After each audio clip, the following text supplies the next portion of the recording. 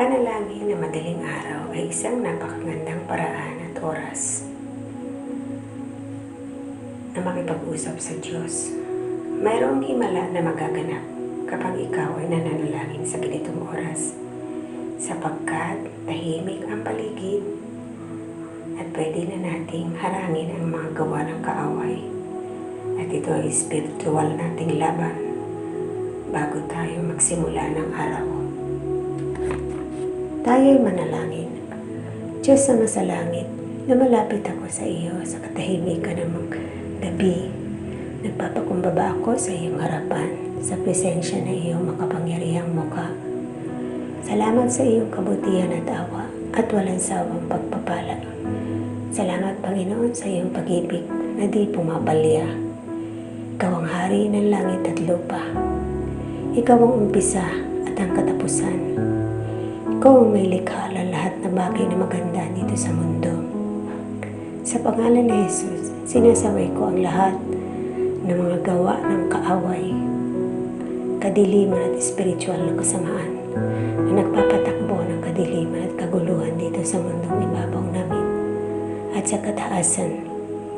Binigyan mo ako ng kapangyarihan sa lahat ng gawain ng kaaway at walang makakapanakit sa akin sa pangalan ni Jesus. Sinusuot ko ang sinturon ng katotohanan. Sa dibdib ko ang baluti ng katwiran, ang sapatos ng pangangaral at kapayapaan, ang helmet ng kaligtasan, ang tabak ng Espiritu, walang iba kundi ang salita ng Diyos. Dinideklara ko ang tagumpay at walang makakapanakit sa akin sa pangalan ni Jesus. Diyos na nasa langit, nananalangin po ako sa iyong makapangyarihang proteksyon para sa aking pamilya, sa mga mahal ko sa buhay, sa aming tahanan, sa aking trabaho, sa aking pananalapi, sa aking mga relasyon, sa aking kalusugan.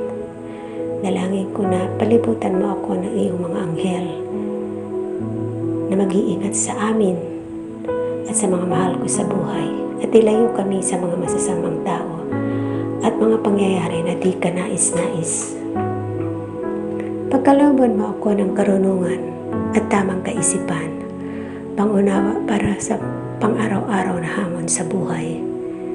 Diyos, ang dalangin ko, alisin mo ang aking pag-aalinlangan, takot, depresyon, at kawalan ng pag-asa sa buhay. Pagkalooban mo po ako ng kaisipan ng iyong anak na Jesucristo. Mapuno ako ng kasiyahan at kapayapaan. Sinasaway ko ang espiritu ng sakit sa buhay ko at sa mga mahal ko sa buhay. Sa iyong mga latay, kami ay iyong pinanggaling na. Sinasaway ko ang espiritu ng kahirapan, kakulangan sa pinansyal at pagkagapos sa utang. Dinideklara ko ikaw ang aking tagapagbigay ng lahat ng aming mga pangangailangan. Gawin mo po ako maging mabuting tagahawak ng mga pagpapala mo.